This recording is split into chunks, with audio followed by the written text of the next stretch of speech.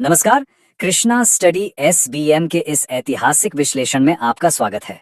आज हम एक बहुत ही दिलचस्प रहस्य की परतें खोलने वाले हैं जो हमें सीधे प्रारंभिक गुर्जर प्रतिहार वंश के दौर में ले जाएगा। हम सिर्फ तारीखें नहीं रटेंगे बल्कि उनके उदय की पूरी कहानी को एक जासूस की तरह खंगालेंगे। तो चलिए बिना किसी देरी के इस शानदार सफर की शुरुआत करते हैं। आज की हमारी इस चर्चा का दायरा काफी मजेदार होने वाला है। हम सबसे पहले इस राजवंश की उत्पत्ति से जुड़े अलग अलग सिद्धांतों को डिकोड करेंगे, फिर समझेंगे कि इनके नाम का असल मतलब क्या है। इसके बाद हम इनकी सबसे पुरानी मंडोर शाखा का इतिहास, उनके साम्राज्य का विस्तार और अंत में उनके द्वारा छोड़ी गई शानदार विरासत और शिलालेखों पर नजर डालेंगे। तो चलिए सबसे पहले उस सबसे बड़े ऐतिहासिक पहेली की बात करते हैं, इनकी उत्पत्ति कैसे हुई।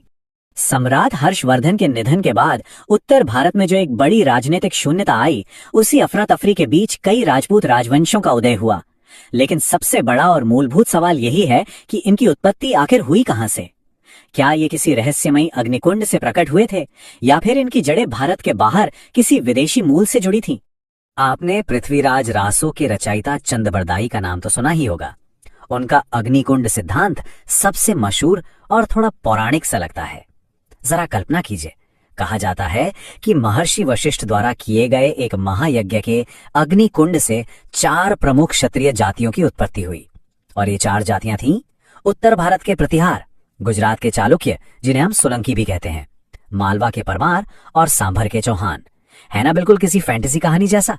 लेकिन देखिए, इतिहास में विद्वान इतनी आसानी से कहां सहमत होते हैं। यहीं से असली बहस शुरू होती है। कर्नल जेम्स टॉड जैसे इतिहासकारों ने यह थ्योरी दी कि राजपूत दरअसल शक, कुषाण और हूणों जैसी विदेशी जातियों के वंशज हैं।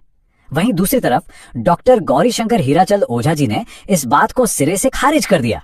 उनका दृढ़ता से मानना है कि इनकी जड़ें पूरी तरह से भारतीय हैं, यानी ये सूर्यवंशी वैदिक आर्यों के वंशज हैं। और ये बहस यही नहीं रुकती। D.R. भंडारकर जी का तर्क है कि इनकी उत्पत्ति ब्राह्मणों से हुई है। उधर जॉर्ज कैनेडी इन्हें सीधे ईरानी मूल का बता देते हैं। और तो और भारतीय पुरातत्व के जनक माने जाने वाले अलेक्जेंडर कनिंघम इन्हें कुषाण वंश से जोड़ते हैं। मतलब जितने इतिहासकार उतने सिद्धांत। ये साफ दिखाता है कि इनकी शुरुआत कितनी रहस्यमयी रही होगी। खैर, उत्पत्ति की इस गर्मा गर्म बहस से थोड़ा आगे बढ़ते हैं और इनके नाम पर आते हैं। क्या आपके मन में कभी ये सवाल आया है कि हम बार बार जो ये भारी भरकम शब्द इस्तेमाल कर रहे हैं, गुर्जर प्रतिहार, इसका असल में मतलब क्या होता है? ये कोई एक शब्द है या 2 अलग अलग चीजों का मेल? तो इसे ऐसे समझिए, गुर्जर दरअसल एक इलाके का नाम है। ये मुख्य रूप से गुजरात और दक्षिण पश्चिमी राजस्थान के भौगोलिक क्षेत्र को दर्शाता है, जिसे उस समय गुर्जत्रा कहा जाता था। और प्रतिहार, प्रतिहार का मतलब होता है द्वारपाल या रक्षक, जो कि इनकी विशिष्ट जाति या एक पद सूचक उपाधि बन गई। मतलब गुर्जर क्षेत्र के रक्षक। अब आप सोच रहे होंगे कि हमें ये सारी बातें पता कहां से चलती हैं। तो इसके लिए हमारे पास कुछ बहुत ही शानदार प्राचीन ग्रंथ हैं, जैसे कि अलग अलग लेखकों द्वारा संकलित पुरातन प्रबंध, उद्योतन सूरी की कुवलय माला, कल्हण की मशहूर राज तरंगिणी और जिनसिन का हरिवंश पुराण। ये वो साहित्यिक खजाने हैं जो हमें इस राजवंश की सटीक जानकारी देते हैं। और अगर हम एकदम ठोस सबूत की बात करें, पत्थरों पर उकेरे गए प्रमाण की, तो बादामी के चालुक्य शासक पुलकेशिन द्वितीय का ऐहोल शिलालेख वो ऐतिहासिक दस्तावेज है जहां सबसे पहली बार गुर्जर जाति का स्पष्ट उल्लेख मिलता है। यह इतिहास के नजरिए से एक बहुत ही बड़ा सबूत है। चलिए अब हम अपनी इस कहानी के सबसे अहम हिस्से की तरफ मुड़ते हैं, मंडौर शाखा। इतिहासकार मुणहोन नैन्सी ने गुर्जर प्रतिहारों की कुल 26 शाखाओं का जिक्र किया है। इनमें भीनमाल, उज्जैन और कन्नौज जैसी बड़ी शाखाएं शामिल हैं। लेकिन इन सब में जो सबसे पुरानी, सबसे पहली शाखा थी, वो थी मंडोर शाखा। तो सवाल यह है कि सबसे पुरानी शाखा की नींव आखिर रखी किसने थी? इस मंडोर शाखा के संस्थापक थे हरिश्चंद्र। इन्हें लोग प्यार से या सम्मान से रोहिल्दी भी कहते थे। ये कोई आम इंसान नहीं थे, बल्कि वेद और शास्त्रों के बहुत बड़े ब्राह्मण विद्वान थे। दिलचस्प बात यह है कि इनकी 2 पत्नियां थीं। उनकी ब्राह्मण पत्नी से जो वंश चला वो ब्राह्मण प्रतिहार कहलाए, और उनकी क्षत्रिय पत्नी जिनका नाम भद्रा था, उनसे जो संतानें हुई वो क्षत्रिय प्रतिहार कहलाए। क्षत्रिय पत्नी भद्रा से हरिश्चंद्र को 4 बेटे हुए और इन चारों भाइयों ने मिलकर एक असली गेम चेंजर कदम उठाया। इन्होंने सीधे मंडोर पर धावा बोला और उसे जीत लिया। इन पराक्रमी भाइयों के नाम थे भोगभट, कद्दक, रज्जिल और दद्द। यहीं से मंडोर में प्रतिहारों का झंडा गड़ा। मंडोर हाथ में आते ही इन शासकों ने अपने साम्राज्य के निर्माण और विस्तार का काम शुरू कर दिया। 4 भाइयों में से जो तीसरे नंबर के थे, रज्जिल, मंडोर शाखा के वास्तविक वंशावली उन्हीं से शुरू होती है। 560 ईस्वी के आसपास रज्जिल ने ही मंडोर को विधिवत अपनी राजधानी बनाया और राजसूय यज्ञ भी किया। उनके बाद गद्दी पर बैठे नरभट। नरभट इतने प्रभावशाली और वीर थे कि जब मशहूर चीनी यात्री ह्यूएंत्सांग भारत आया तो उसने नरभट को पिल्लापणी यानी गुरु या रक्षक जैसी एक बड़ी उपाधि दे दी थी। इसके बाद कहानी में आते हैं रज्जिल के पोते नागभट।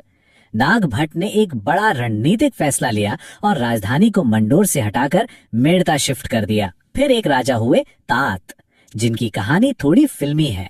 उन्होंने अचानक ही राजपाट छोड़ दिया और जीवन को नश्वर मानकर एक आश्रम में संन्यास ले लिया। उनके बाद जो 10वें शासक आए, शीलुक, उन्होंने वल प्रदेश यानी आज के जैसलमेर के शासक देवराज को युद्ध में बुरी तरह हराकर अपनी सैन्य ताकत का लोहा मनवाया।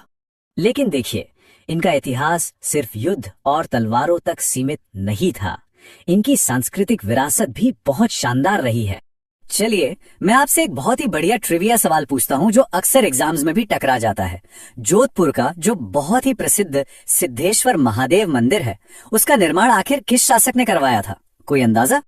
जी हाँ, इसका निर्माण उसी 10वें शासक शीलुक ने ही करवाया था। और कमाल की बात यह है कि कला और संगीत तो इस परिवार के खून में था। शीलुक के बेटे का नाम था झोट। झोट कोई आम राजकुमार नहीं था, बल्कि वो एक बेहद उच्च कोटि का वीणा वादक था। जरा सोचिए, एक तरफ युद्ध के मैदान की गूंज और दूसरी तरफ राजमहल में वीणा की मधुर तान। इस राजवंश के आखिरी कुछ प्रमुख शासकों में एक नाम आता है कक्कक का। कक्कक की 2 पत्नियां थीं, पद्मिनी और दुर्लभ देवी। पद्मिनी से एक बेटे का जन्म हुआ जिसका नाम था बौक, और दुर्लभ देवी से जो बेटा हुआ उसका नाम था कक्कुका। और मैं आपको बता दूं, इतिहास के नजरिए से ये दोनों भाई हमारे लिए बहुत महत्वपूर्ण हैं। क्यों महत्वपूर्ण हैं? क्योंकि इन्होंने हमें इतिहास के सबसे अहम शिलालेख दिए हैं। बाउक ने 837 ईस्वी में मंडोर के विष्णु मंदिर में एक प्रशस्ति लिखवाई थी, जिसमें उसने अपने पूर्वजों का पूरा विवरण दिया। और उनके भाई कक्कुका ने तो 861 ईस्वी में 2 बेहद मशहूर शिलालेख उत्कीर्ण करवाए, जिन्हें हम आज घटियाला शिलालेख के नाम से जानते हैं। अगर आज हम मंडोर शाखा का इतिहास इतनी बारीकी से जानते हैं तो उसका बहुत बड़ा श्रेय इन्हीं शिलालेखों को जाता है। तो दोस्तों, अग्निकुंड की किंवदंतियों से लेकर घटियाला के उन ठोस शिलालेखों तक मंडोर शाखा के इतिहास की ये पड़ताल वाकई रोमांचक रही। लेकिन जरा सोचिए, अगर मंडोर शाखा इतनी पुरानी और अहम थी तो जब अरब आक्रमणकारियों का तूफान भारत की तरफ बढ़ रहा था, उस वक्त वो कौन सी दूसरी प्रतिहार शाखा थी जो एक दीवार बनकर खड़ी हो गई थी?